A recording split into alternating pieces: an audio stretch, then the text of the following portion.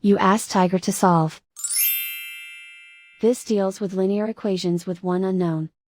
The final result is f equals -25. Let's solve it step by step. Group all constants on the right side of the equation.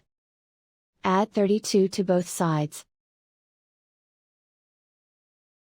Group like terms. Simplify the arithmetic.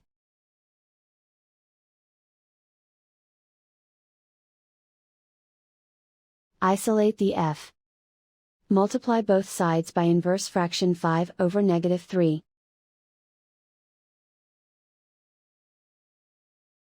Move the negative sign from the denominator to the numerator. Group like terms. Multiply the coefficients. Simplify the arithmetic.